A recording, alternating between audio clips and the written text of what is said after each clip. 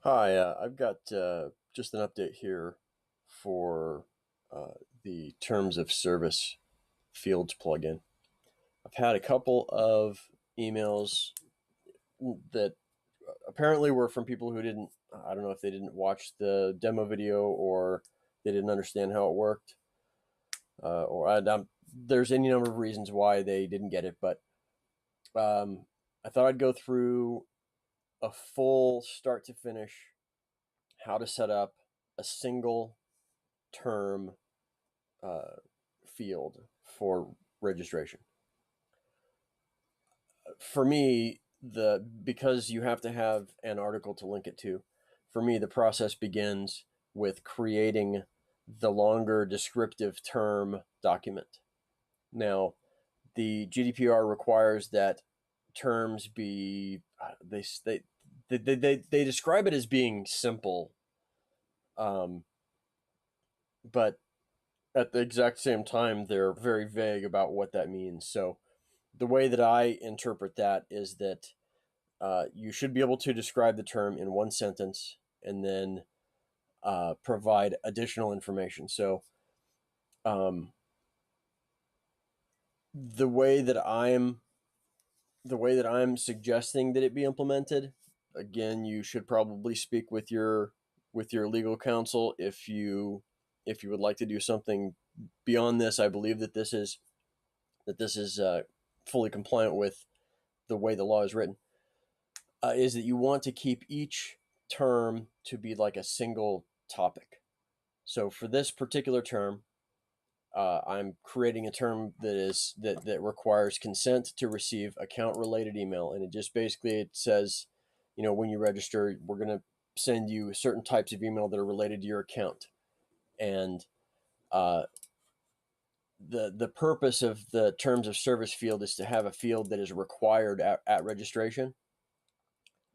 So I detail that in here. Failure to give consent to this term will prevent registration on our site as the registration process requires you to receive a confirmation email. So the terms of service plugin, the terms of service field plugin is designed to implement a required field for something that is set in stone that you must receive consent for prior to a user registering. This is not for, you know, sign up for our newsletter. There are plenty of other field types for that. You can use a select list or a radio list or checkboxes, or there's a million different ways you can do that using regular fields. This is for a required term.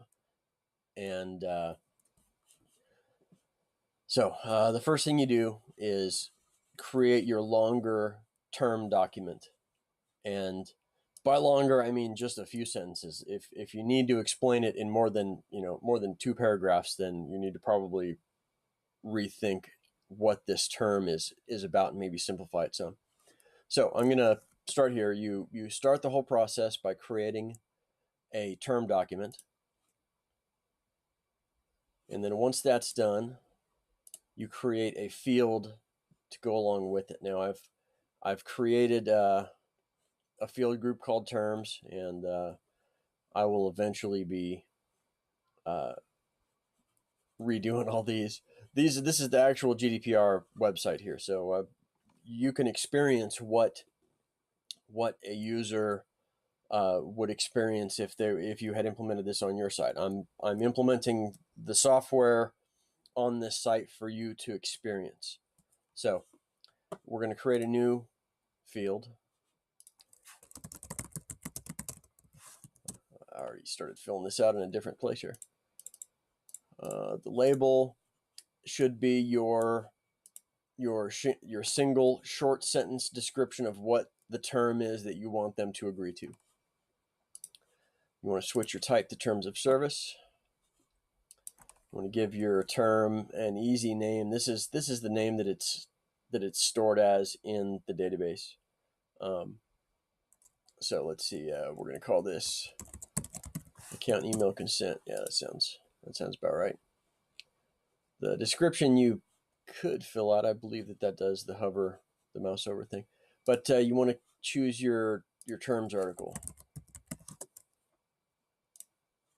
So consent to receive account related email. So now this is This is not quite done. I'm going to choose my field group as terms so it shows up with all the rest of the terms. So this is not quite done here. If you are also implementing system required fields as part of the GDPR bundle, you're going to want to choose that this field is required.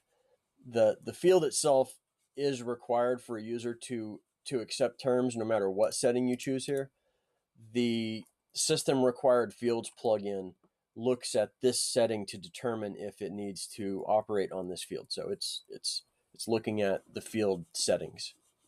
So it works on other types of fields if you've got other stuff you want to require of your user. So this is the basic setting. We're not done, so don't save and close, just save. At this point, you need to adjust permissions. You go to permissions. This is a public permission we want to change, and we want to change its edit custom field value to allowed.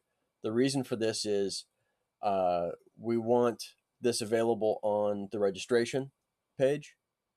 So in order for a non-registered user, a public user, to edit this field, we need to set public to edit custom field value. Now, that doesn't mean that any user can look at someone's profile and edit their field values. It's the plugin displays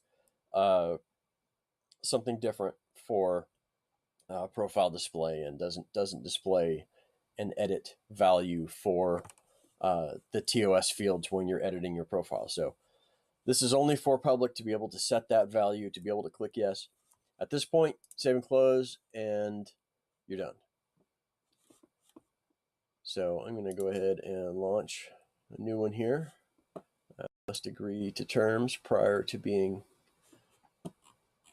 granted a registration form here. I consent to receive email regarding my account. This is the new field that we just created for this. Now, this is an example of a field that's not required. It's not a terms of service field. So this user could say no to receive special offers, right?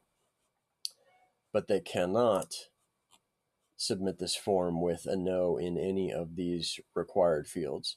So that's in a nutshell what the plugin is for. As you can see, I've got 4 of them on this registration form. I'm gonna redo this. This is actually, these 2 are actually meant to do the same thing, so I'm gonna figure out which one of them I like better and maybe merge their contents. But the idea is that the GDPR requires you to have simple terms for people to agree to. So rather than rely on the Joomla profile plugin, which only gives you just the one terms of service field, this plugin allows you the ability to create multiple terms of service fields and require all of them. So you can have, I agree to the privacy policy, I agree to the terms and conditions, I agree to receive email regarding my account. All of these are separate consents that you're receiving, and the system records each of them individually. So you can say that a user consented to this on this date and time from this IP address, and that's the intent. At least that's what I intended for this plugin to work like. So let me know if you have any other questions about this plugin, and I hope this clears up some confusion about how it is implemented.